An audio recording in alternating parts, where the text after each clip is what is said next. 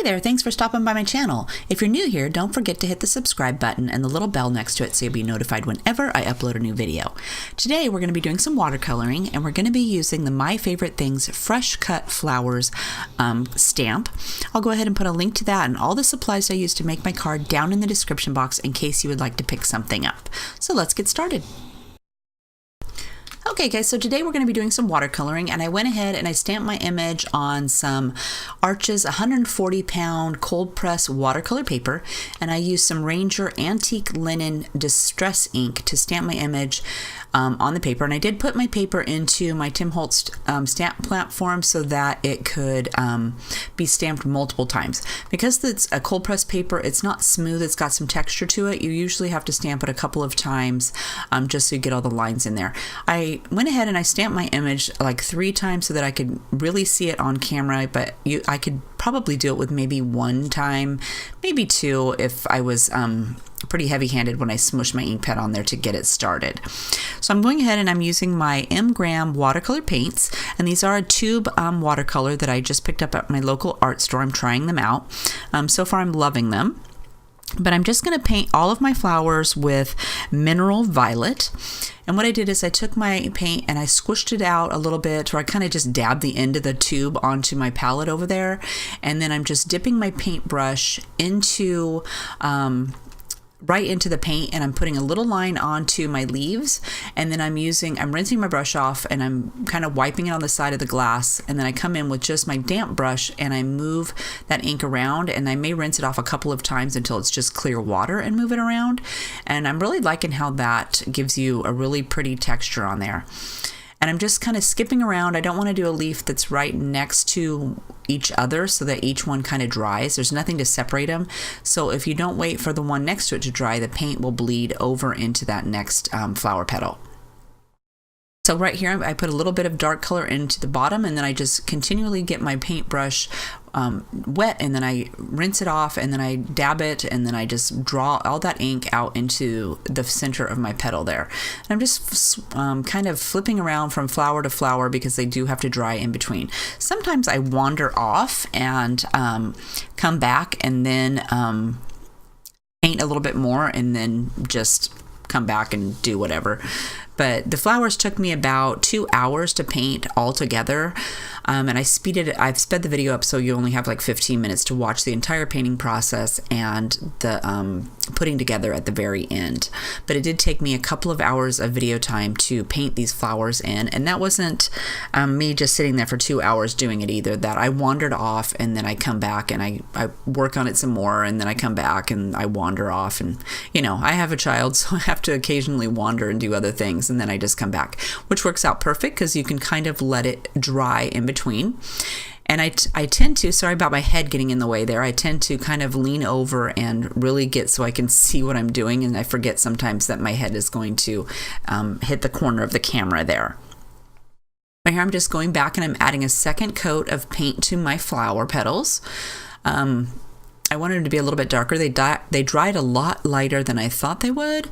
So I'm just going in and adding another coat of my color on there and just drawing it out toward the end and leaving the light areas where I want them to be the lightest and darker where I want them to be darkest. And I'll probably go in again and add yet another layer here after it's dried, because it still is going to dry a lot lighter than I thought it would. I really like the dark purple when you first put it on, but it's going to have to be, it dries a lot lighter. So like I said, you're just going to have multiple layers. That's why it took so long for me to paint these all the way in.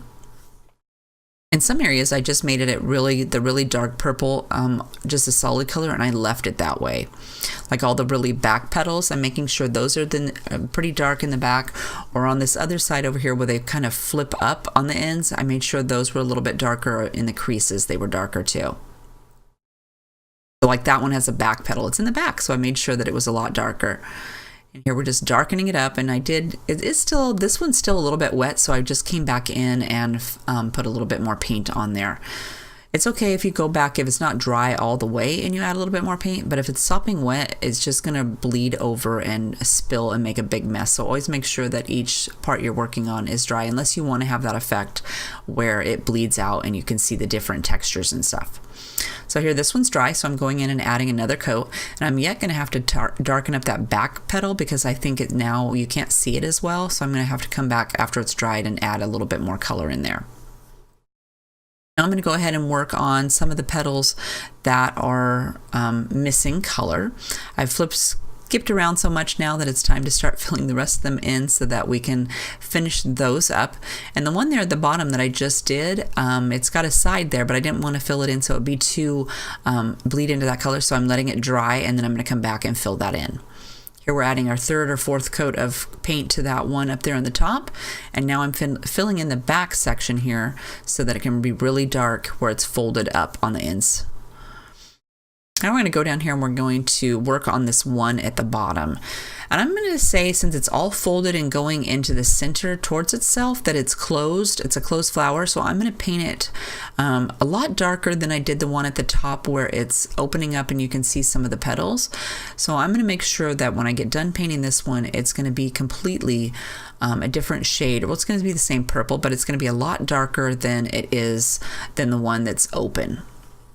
There I had to wander off and I came back, and so I'm going to come back now and just continue painting. And again, I'm just darkening all these petals up and working my way around here to each little petal and working to get them painted in.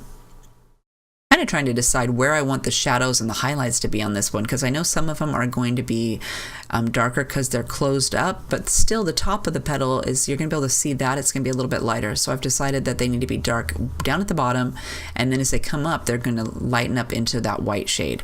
And I got a little bit of paint there on the edge of my painting, so I went ahead and just took some water and dabbed it on there, and then I used my paper towel to wipe it up. Ran out of paint, so I had to get a little bit more. Like I said, I'm just taking my tube of paint and whatever, when I take the cap off, I'm just kind of dabbing the end that's open onto my plate, because I don't want to get too much, because I don't want to have any left over when I get finished to waste, which I'll probably end up just leaving the paint in the palette and I can use it on a different project later on. But I don't want to get too much in there, and since I haven't tried these paints out enough, I don't have them in a palette yet. Since it's something new and I didn't know how I was going to like them, or if I wanted to keep them, or if I wanted to get more colors, I decided I would just leave them in the tubes, and whenever I want to use them, I'll just dab a little bit on my palette and use it straight out of the tube that way. And I'm kind of liking how the paint is fresh out of the tube is painting.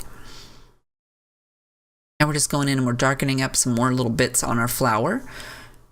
And see how I've skipped a bunch there in the middle that touch each other? That's so they won't bleed into each other. But already you can tell that this flower is going to be darker than the one next to it. I'm really liking how it looks. This is a really cute stamp set. The stamp is from My Favorite Things. It's called Fresh Cut Flowers, and it is a red rubber stamp.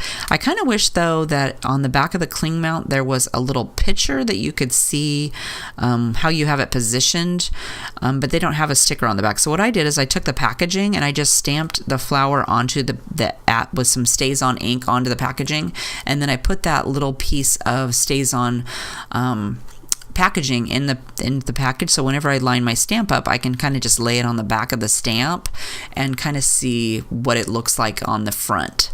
Otherwise, I'm like, oh, is it straight? Because I gotta kind of get it. That little stem there needs to go in a certain direction, or it's crooked. So for me, that was the easiest way. I just stamped a picture onto some acetate, and then I just set it on the back of the stamp when I'm stamping it. And before I stamp it, I just peel it off because it won't stick to my stamp press if you have that on there. So now we're going to go ahead and do the leaves. I'm going to start out here with olive green. And then after I get started, I decide that's really dark. So some of those leaves are pretty small, so I'm filling them in a little bit. I'm trying to be really careful. I'm using my Princeton Velvet No. 3 round brush here to paint with. And that was sap green, and this one is Naples yellow. And I'm just mixing those two together to make a kind of yellowish green color.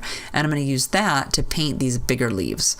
I decided that really dark olive green was just way too dark. I didn't love how that was looking on my picture, so I'm switching over now to this. I'm even going to go over the stem of the flower and recolor that so that it's more of this greenish yellow color, not that brownish green that's on the stems originally. Here I'm going to go ahead and use that olive green on some of the really small areas so that when it's really close up on the flower, but the bottom of the flower, it's going to darken that up and make it look a lot more shadowed. I'm going to go ahead and turn my paper here and add my yellow, or my sap green and my Naples yellow to this leaf. And make sure that we've got the shadow on the back side and then the light over on the right side. And then I'm going to go ahead and I'm going to darken up some of the leaves with my second coat. It's dried in between. Going back over that with a little bit more paint and darkening it up. Like I said, after you've let it dry, it is a lot lighter than when you started, so I tend to have to add 3 or 4 coats on there. Now I'm just going to go ahead and use the concentrated paint to add my lines for my shadow, and then I'm going to add another coat to this leaf up here. I'm thinking it's still too light. Now we're going to add some Naples yellow to the center of my flower. The last time I did a watercolor video for flowers, I forgot to color the center of the flower. So today I'm going to make sure to add that in there. And then on the stamp, there's like some little bubbles inside the flower. So I'm just using my raw umber to add some little squiggles in the center of the flower so that it looks like there's some bumps and stuff in there.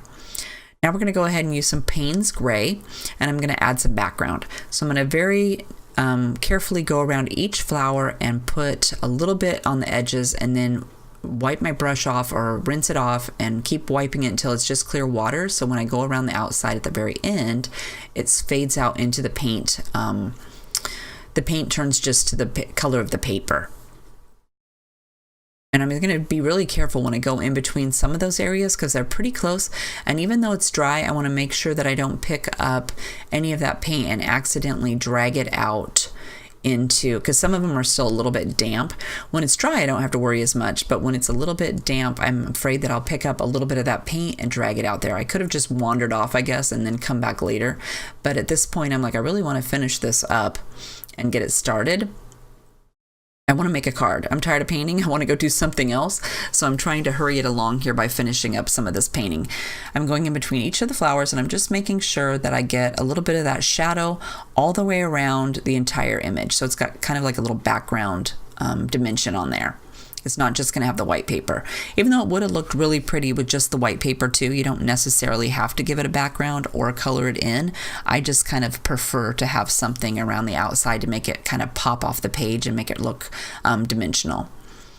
After I get it all the way around, I'm kind of looking at it and I'm deciding that maybe underneath the flower and some of these areas should be darker because you can barely see the Payne's gray watercolor, so I'm darkening it back up. I'm going back with a second coat and adding that back in there so that we can darken right next to the flower up a little bit.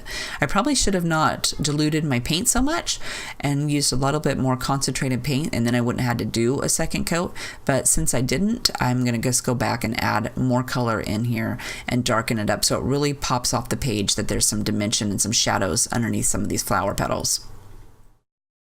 I think it makes it really pop up. I'm definitely concentrating some of my colors around the really shadowed areas, like underneath the leaves and stuff like that.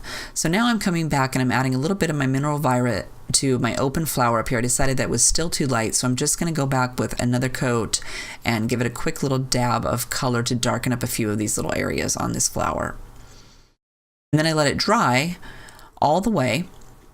And I came back and I decided I needed some splatters. So I'm taking my Payne's gray and I just added a little bit more water to what was in there and I'm just splattering it onto my card there.